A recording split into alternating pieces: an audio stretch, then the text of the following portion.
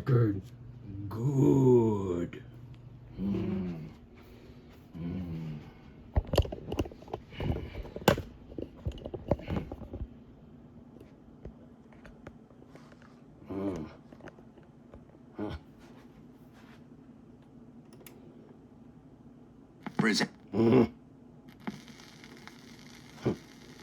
Power Records presents The Monster of Frankenstein. A solitary figure climbed higher and higher. Finally, his legs grew weary, and he sought refuge in a cave. There, Victor Frankenstein began to search his mind for an answer to a terrifying problem. How had his experiment for the betterment of all mankind gone awry? Why? He had created a monster, and his creation had to be destroyed. But as he sat, he failed to notice another sinister presence at the mouth of the cave, until it was too late. Far too late. You! Yes, and for your crime against nature, Victor Frankenstein, you must die. No! Animals fear fire, and so should you. If only I can reach my gun.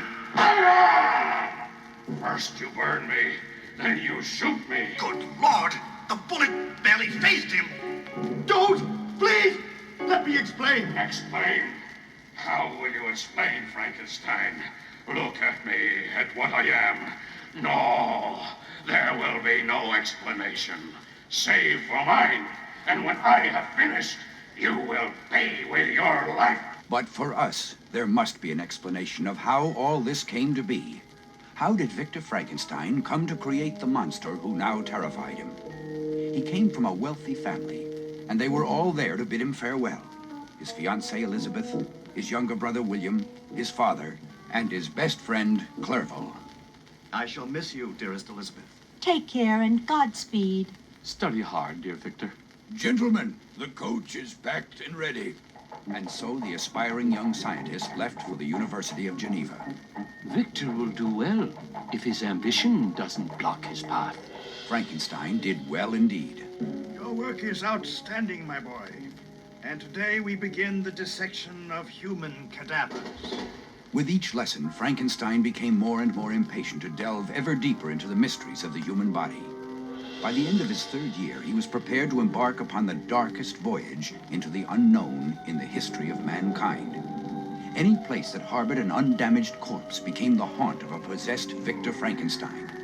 Night after night, he dragged his grisly loot to his secluded laboratory, until at last his project neared completion. I've worked nearly 6 months. But if I succeed, as I know I must, I will have created human life from that which was dead, and bridged the final gap which leads to immortality.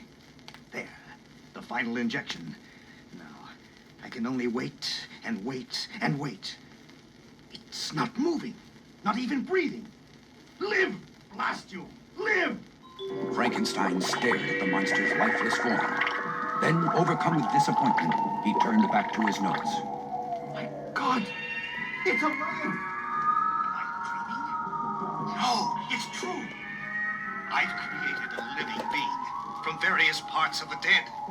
I'll be famous. Wait. It's rising. Walking toward me. Staring at me. Those eyes. Those horrible glowing yellow eyes. Filled with hatred. Hatred of me. No, stay away. I created you. Do you hear? You must obey me. But the creature would not obey. It continued to advance on its creator, until in total panic, Frankenstein fled, in mortal fear of the thing he himself had created. Trembling, the exhausted doctor fell into a deep, fitful sleep. Hours later, sensing an unseen presence, he bolted upright, to see the creature hovering menacingly over his bed. Paralyzed with fright, Frankenstein watched his creation as it gestured toward him, and he knew this monstrosity must be destroyed. Desperate, the doctor lashed out. Get away from me! Do you hear? Keep back! But the velocity of the chair striking the creature's rock-hard skin was like a matchstick striking a boulder, and far more serious. Frankenstein had established himself as the creature's enemy. Nothing phases the creature. Have to get away. Escape! And so Frankenstein ran for his life. He fled into the rain-swept darkness, his fear too great to allow him to stop. But finally, the body overcame the mind, and he collapsed on the cold, wet earth. As dawn stole across the lawn where he rested, Victor, in heaven's name, what are you doing here? Open your eyes, man. Clerval. Oh, thank God you're here. Clerval took his delirious friend to his own hotel room, where he hovered between life and death for many weeks. It has been a long ordeal, Victor, but the crisis has passed. Therefore, much as it grieves me, my first words to you must be those of greatest sorrow. My friend, your younger brother, William, he's been murdered, and your father's young ward, Justine Moritz, has been charged. William, dead? And poor Justine? Good Lord, I must go to Father. The journey back to Geneva was long and painful for Victor Frankenstein. Could the monster, and not poor Justine, have murdered William in an act of revenge? Even in the arms of his beloved Elizabeth, he found it impossible to erase the creature from his thoughts. I can't believe Justine guilty. It is difficult for all of us, Victor. But the facts. She was found clutching William's pendant only a few feet from where he was murdered. Tell me, Father, is it not possible the murderer placed the pendant in Justine's grasp while she slept? What sort of being could commit so heinous a crime, then blame it on an innocent girl? And even as his father asked the question, Frankenstein knew the answer. I knew it! Was certain of it! And now my most terrible suspicions are confirmed. The creature lives and seeks revenge. But I must stop him. I must. What is it, Victor? Why did you bolt from the roof? I saw someone peering in the window. But these tracks show that he got away. When will Justine be hanged, Father? Tomorrow, I believe. There's no hope for her. And so Justine Moritz was hanged, died at the age of 21 for a crime she did not commit before the glazed eyes of a tortured Victor Frankenstein. The monster had laid his trap perfectly, and 2 innocent people now lay dead. The next morning, Frankenstein packed and departed into the mountains, in hope that the jagged peaks would grant him refuge from the horrors of the world below. But the very monster he dreaded, having followed him, now confronted Victor Frankenstein in his mountain refuge. Listen to me, Victor Frankenstein. You constructed my body piece by piece, created me against all the laws of God and man, gave me life, only No! to No! desert me, leave me alone and helpless. Please, believe me. I didn't know what I was doing when I created you. But you did create me, and survive I did. For days I wandered through the dense forests. It would have been easy for me to collapse and die, but I refused. Finally, on the 10th day, fate intervened. A huge bear came out of a thicket toward me. Weak with hunger, but strong with the desire to live, I fought him, and in the end it was I who survived. Yes, I survived.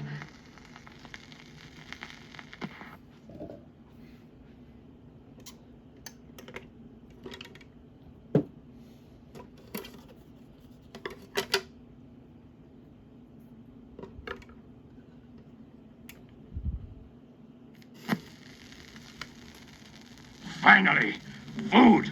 It gave me the strength I needed. Deeper and deeper into the mountains I trudged. Loneliness became far more difficult to bear than the mere pangs of hunger. Then one day, I came upon a small cottage in the clearing, and I prayed it would be my salvation. For several days, I hid at the edge of the forest and watched its inhabitants. A blind old man and his daughter and son-in-law. I watched, observed, and learned. The 3 people became my friends, though of course they did not know of my presence. Oh, how I yearned to go to them, to tell them I was their friend. But it was impossible. I remained hidden, watching and listening, gradually beginning to learn the basics of their language. The winter passed slowly, but my learning process continued.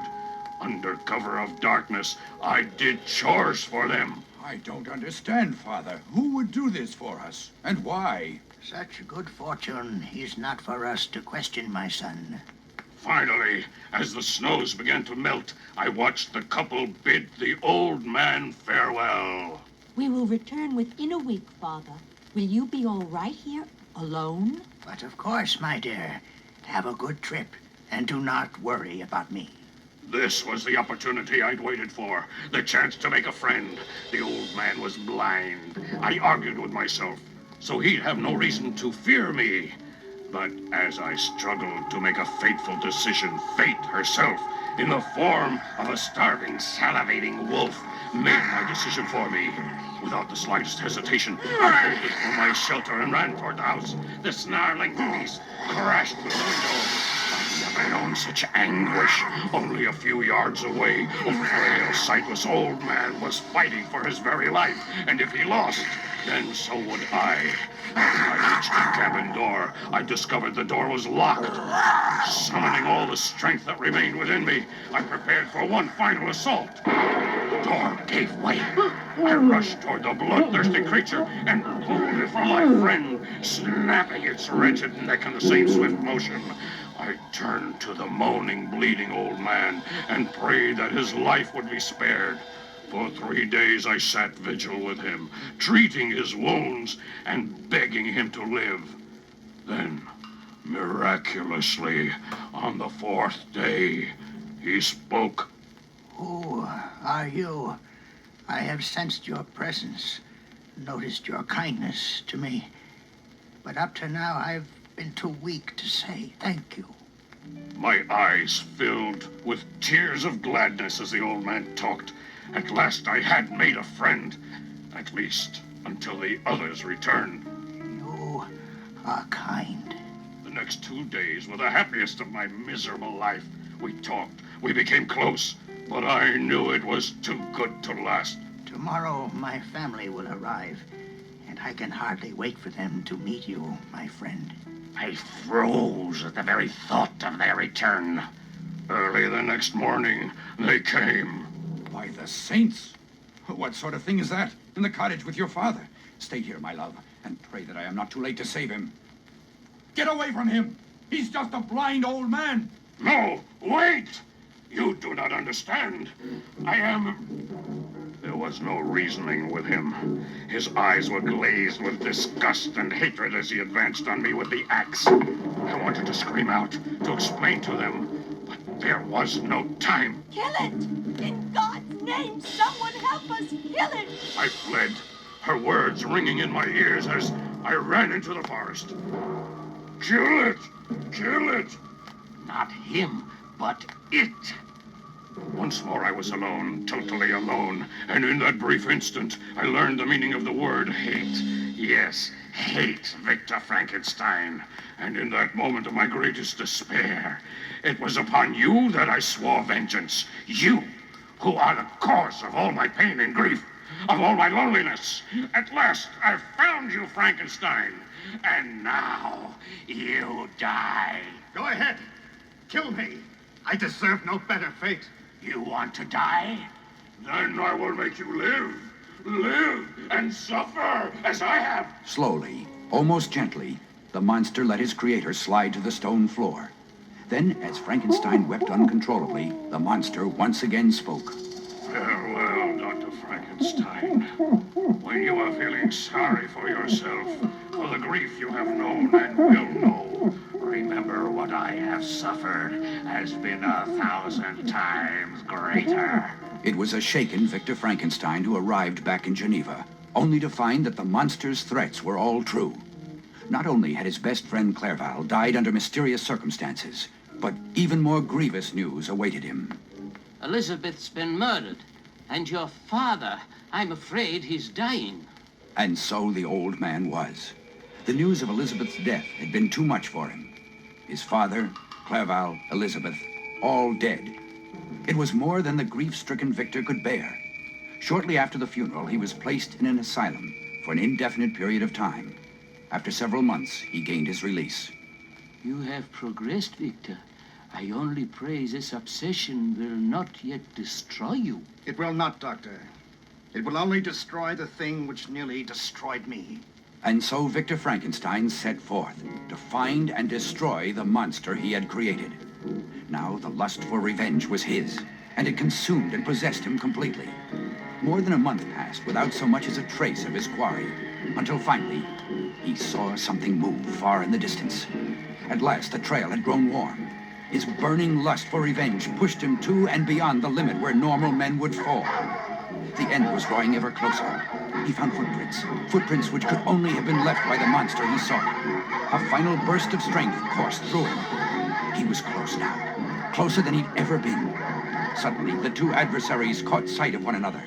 The shell of the man who was Victor Frankenstein advanced. Now, cursed beast, revenge will be mine. The air was split by a sharp cracking sound, the sound of an ice break. The deadly gaping jaws had opened wide. In an instant, the monster was engulfed by the icy black waters of the Arctic. Down he plummeted. The end was at hand. In a way, Victor Frankenstein had been cheated of his final satisfaction. But perhaps it was only right that such a creature should die at nature's hand, for its very existence had been an affront to her sovereignty. Death did not come easily. He battled her grim assault for as long as his lungs would allow. But in the end, he sucked the freezing salty waters inward. What the fuck? And peace at large.